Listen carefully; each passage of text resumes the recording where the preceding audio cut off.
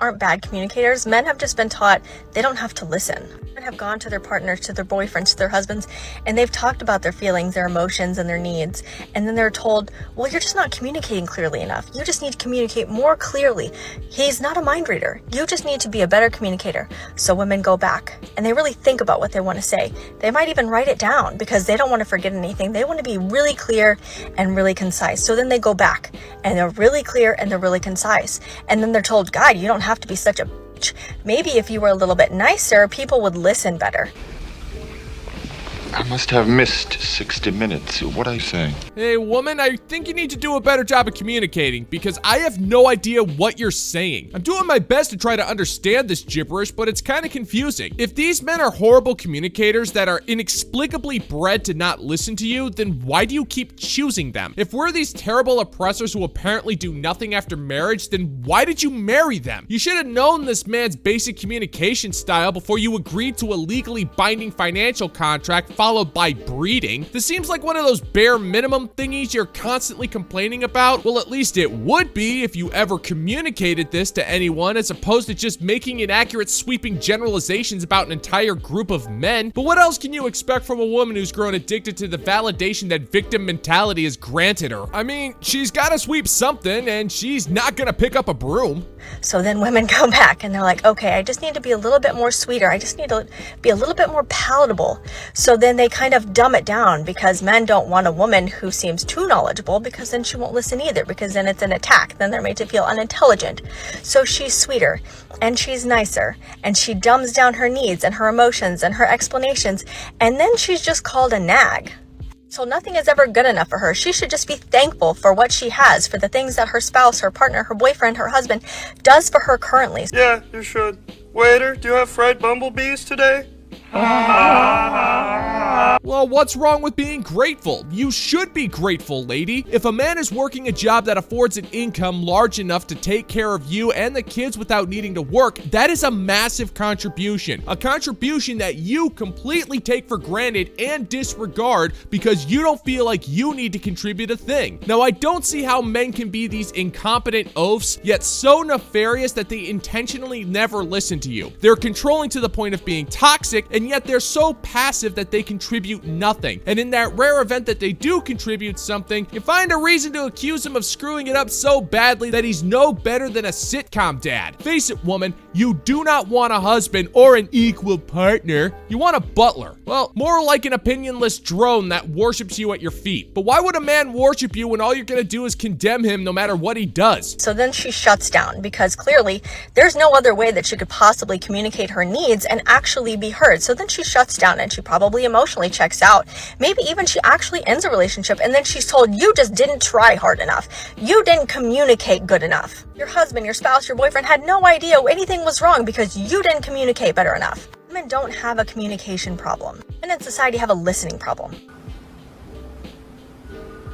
I'm sorry, I wasn't listening. Wait a second, I get it now. While you were spewing out that nonsense gibberish, I read in between the lines and put the pieces together myself to figure out what you're trying to tell other women. You are telling women to accuse their spouses of the very thing that you're doing.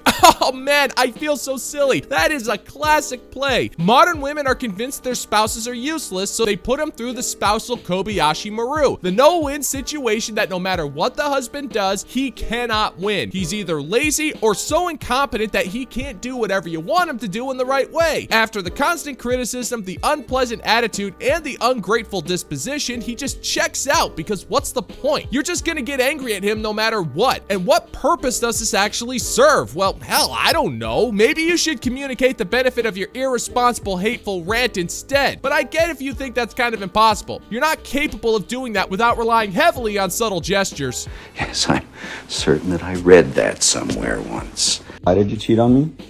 I was ovulating. You don't know women. You haven't grown up with women. My body, I was just listening to my body. We are chemically created. I have this chemical thing in me where I have to reproduce. My body, I was just listening to my body, you know? I was at the club, there was a man there, cute, a couple drinks in. I was like, my body was like, reproduce. What are you talking? So you're blaming science for you cheating on me? Yes, I had no control. Oh, that's not right. No. What's this? Do mine ears deceive me? Well, it seems like we got ourselves a new kind of privilege in town. Move on over, period privilege, because it looks like ovulation privilege is here to take the accolade as being one of the biggest get out of accountability cards since women were denied the right to vote. Watch as modern women use their period to act as spoiled, mean, and immature as possible, and then use their ovulation as an excuse to get with Genghis Chad, because hormones are truly that powerful to the point where they can override executive function in your brain and force you to do things that are beyond your control, especially when it involves Colonel Tyrone's wild ride. But no amount of irresponsible behavior is complete without playing the you don't know what it's like to be a woman card. But the joke's on you, sister, because we already got that one covered. We just throw logic out the window, take emotional assumption as incontrovertible fact, and assume nothing is our fault, and then presto, we think like women. Okay, yeah, you didn't have to go home with them. You obviously don't understand what it's like being a woman. Like, my body is chemically built so that I have to reproduce, and I was just listening to my body while I was ovulating. My body was screaming. All right, well, my eggs were like, let me intertwine with his sperm. Ew, what a mess.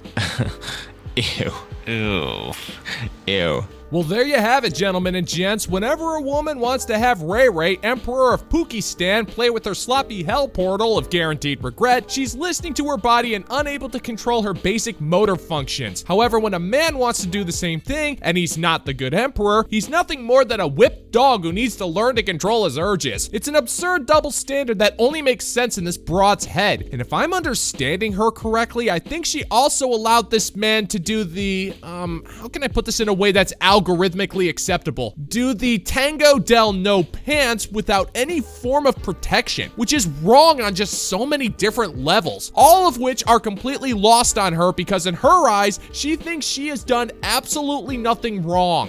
All right, fine. I cheated on you too. You know, what? I cheated on you too then. What the f? Your body's not built the same way. You're an asshole. Okay, I didn't cheat on you. I just wanted. wanted to see how you like it. It sucks. Men suck. You guys are the worst. Shut up! This is totally different! Okay, so it's totally fine for a woman to sleep around because she ovulated, but a man cheats and he has no excuse because the horrible hormone monster doesn't exist within his soul. And in her mind's eye, she's totally justified to be mad at her soon-to-be ex-boyfriend because men aren't supposed to do anything in the relationship that wasn't previously sanctioned by the significant other. If the girlfriend doesn't want to sleep with their boyfriend, then the boyfriend isn't getting any. However, the girlfriend can sleep with whomever she chooses, just so long as she identifies as ovulating.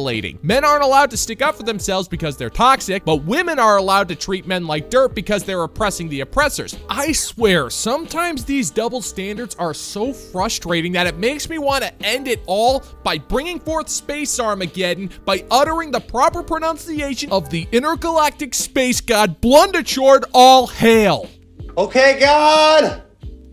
Let me have it! Let's talk about dating in your 40s. Oh my God, what a mind f***, I'm telling you. All I'm going to say is this.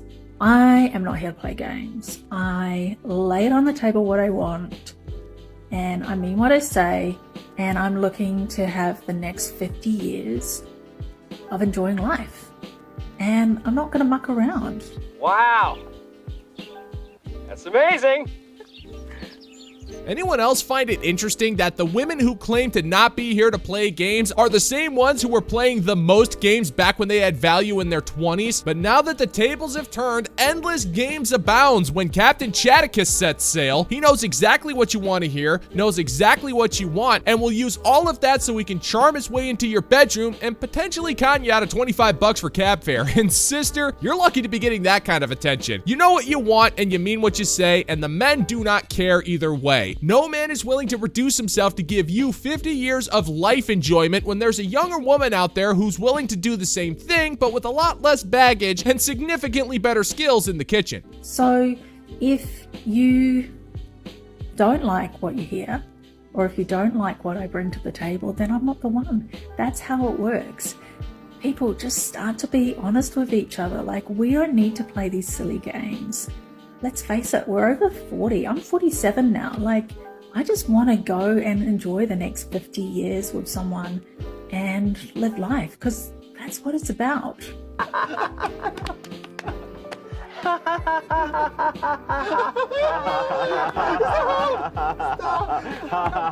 Well, lady, you're sort of right. You're not the one for anybody, not in a romantic capacity. A lot of men will see you as a fun little hookup, maybe something short term, but nothing that'll ever last, because you bring nothing to the table but grief and unreasonable expectations. Just listen to what you're saying. At no point have you even said what you bring to the table. You're expecting a man to bring everything to make sure that you enjoy what little time you have left as your body crusts over and your skin sags even further. Men don't want that, at least for nothing more than a few rounds of bedroom fun. You had your chance, lady, and now you're too old to be of any value to anybody. My recommendation to you is to get some cats while you can. Something tells me that market is going to have a massive demand in the near future. And you blew it! You blew it. Popular opinion, but men love women that are high maintenance. They love it. Hear me out before you chew me out. There is no bigger insult than being mistaken as low maintenance. Now, being high maintenance is not synonymous to being rude, okay? You still have to be nice and sweet to your partner. But men really love high maintenance women, okay? That's who they're competing for. They're competing for that girl. The girl who has her nails done, her lashes, her fit's on point, she eats well, she goes to the gym, the whole 9 yards. They love it. They eat that up. You don't know what words mean, do you? I hate to break it to you, sweetheart, but that's not a high-maintenance woman. That's a woman who takes care of herself. A high-maintenance woman is someone who demands endless resources from a man. She's going to assume he's on the hook for rent, food, gas, hair, makeup, drinks, and the inevitable divorce lawyer. There is very little about a high-maintenance woman that's considered attractive. She's a massive pain in the ass, and men, generally speaking, don't care much for that kind of stuff. It's too much work for too little payoff. High-maintenance women tend to be stuck up, entitled, and are just unpleasant to be around. They take and they take and they take, but only give a few crumbs, but only when it directly benefits them. There's precious little difference between a high-maintenance chick and a swamp leech. They're both greedy, opportunistic, and slimy in the worst possible of ways. So remember this, ladies, a man that invests in you values you. It's a flex for a man to brag about how they satisfy their girl. They want to take care of you and your needs, even if that's viewed as high maintenance tendencies. Now, I'm not saying you should have a man chase you, be yourself, have high standards, and watch the right man gravitate towards you. Confident men love high maintenance women. When you look good, you add to their value, so don't forget that. The girls that get it. And the girls that don't, that's why I'm here for you, babe. No, sir, I don't like it. Men do want a good woman they can protect and provide for, but there is also a flip side to that particular coin. They expect the same in return. A woman can be totally average looking, but if she's kind, nurturing, and provides a man with some peace, then a self-respecting man will get into a bare-knuckle fight against a chainsaw-wielding Russian grizzly bear just to protect her. But if that woman is drop-dead gorgeous, yet she is mean and unpleasant, then he's gonna wonder where he's gonna get some lunch instead. What choice does the guy have? That poor dude is starving, and that woman is not gonna make him a sandwich. Even if she did make the attempt of throwing some cold cuts on a slice of cold bread, she'd still end up managing setting that kitchen on fire. A man's gotta eat, and if he's got the choice between a stuck-up broad who's using him for his money and a kick-ass veal parm sub, guess who's winning that particular bet, sweetheart? I'll give you a hint. It's not you.